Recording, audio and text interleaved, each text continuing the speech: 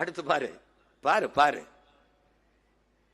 பாரு, நிறைந்த மதுபோதை விரட்டி விரட்டி தெருவில் வெட்டுறான். எது? சட்டம் ஒழுங்கு. சட்டம் இருக்கு, ஒழுங்கு இருக்கா? ஒழுங்கு இருக்கா? விரட்டி விரட்டி வெட்டுற வயசு என்ன இருக்குன்னு நினைக்கிற? 18 to 20. ஒரு மனிதன் சக மனிதனை வெட்டிக் கொள்வது கலாச்சாரமா மாறினால் எவ்வளவு பெரிய குற்றச்சமூகமா மாறிடுச்சுன்னு பார்த்து. இவன் ஓரவனெல்லாம் படிச்சு பார்த்தீங்கன்னா ஒன்னு கஞ்சால இருப்பான், இல்லைன்னா விஸ்கி பிராண்டி குடிச்சிருப்பான். திறப்போதையில் இருப்பான், அல்ல திரவ போதையில் இருப்பான். எப்படி?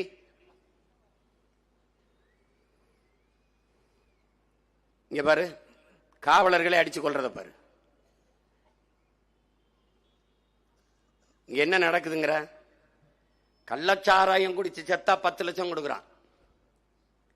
ஆனா நாட்டு பாதுகாப்புக்கு எல்லையில் இருந்து போராடி செத்து உடல் வந்தால் அந்த ராணுவ வீரனுக்கு 1 ரூபா கொடுக்கறது இல்லை. இது எப்படிப்பட்ட நாடுன்னு பாத்துக்க. இதுக்கு பேர் என்ன? வெளிப்படையாகவே அநீதி. வெளிப்படையாகவே அநீதி. கள்ளச்சாராயம் குடிச்சு செத்தவனுக்கு 10 லட்சம் கொடுத்து சட்டப்படி காய்ச்சறது குற்றம், குடிக்கிறதும் குற்றம். சட்டப்படி அரசே காசு கொடுக்குது. உங்க பிள்ளைகளை நாங்க படிக்க வைக்கிறேங்குது, வீட்டுக்கு ஒருத்துக்கு அரசு வேலை கொடுக்கிறேங்குது. அப்படி அப்படி நாட்டின் பாதுகாப்புக்கு சென்று செத்து வந்த ராணுவ வீரனுக்கு கொடுக்கப்பட்டிருக்கா? அவன் பிள்ளை கொடுக்கப்பட்டிருக்கா? நாட்டுக்காக நான் போறேன், நான் செத்தால் என் வீட்டை என் நாடு பார்த்துக் கொள்ளும் என்ற நம்பிக்கை கொடுக்கவில்லை என்றால் எவன்டா நாட்டுக்காக சாக வருவான்? எவன் வருவான்?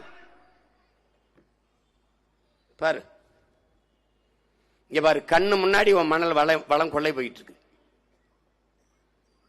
நீர் நஞ்சாகுது, நிலம் நஞ்சாகுது. பாரு எப்படி எடுத்திருக்கான் பாரு. அந்த நீரின் தன்மையை பாரு எப்படி இருக்கு பாரு. இங்க பாரு, பூரா நச்சு ஆலைகள், பூமி எங்கும் நச்சு ஆலைகள்.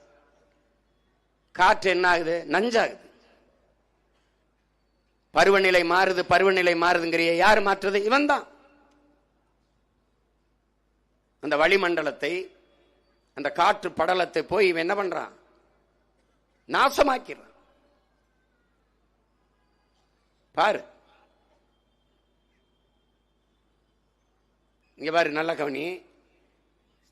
விளைய வச்சு, வெம்பாடுபட்டு நெல்லை விளைய வச்சு அவங்க கொண்டு நீ கொள்முதல் செஞ்சு ஒரு சேமிப்பு கிடங்களை வைக்க துப்பு இல்லை. ஒரு மாவட்ட தலைநகர், ஒன்றிய தலைநகர்ல இந்த மாதிரி ஒரு தகர சீட்டை போட்டு ஒரு சேமிப்பு கிடங்க கட்டி வைக்க முடியாதா? ஒரு உழவர் குடியோனுடைய வேளாண் குடிமகனின் உழைப்பு எவ்வளவு உதாசீனப்படுத்தப்படுது, எவ்வளவு அவமதிக்கப்படுதுன்னு பாரு. தெருவில் எப்படி முளைச்சு கிடக்கு. ஆனால் டாஸ்மார்க் சரக்கு குளிரூட்டப்பட்ட அறையிலே காவல்துறையோட சிசிடி கண்காணிப்பு கருவியோடு காவல்துறை பாதுகாப்போட இருக்கின்றால் இந்த சமூகம் எதை நோக்கிடா பாரு, எதை நோக்கி போகுது பாரு. எப்படி இதை சரி செய்வ? இதை பார்த்தவன எந்த வேளாண் குடிமகன் மனசு நிம்மதியா இருக்கும்னு நினைக்கிற? உலக உயிர்களின் உயிர் தேவையில்லையா இந்த உணவு? இப்படி வீதியில போட்டு முளைக்க வைக்கிறவன் மனச்சான்று இருக்கிற ஆட்சியாளன் தானா? சொல்லு. இப்படி மனச்சான்று உள்ள ஆட்சியாளர்கள் தானா இவங்க? இது நான் ஒரு சின்ன துளி காட்சி தான் காட்டுறேன். சொல்லு. சமாதி எத்தனை கோடிக்கு கட்டின? மாவட்ட தலைநகரில் சேமிப்பு கிடங்க என்ன பெரிய மாளிகை கட்ட போறியா? தகர சீட்டை போட்டு உள்ள ஒரு பாதுகாப்பா வைக்க தெரியாதா? வைக்க தெரியாதா? பாரு.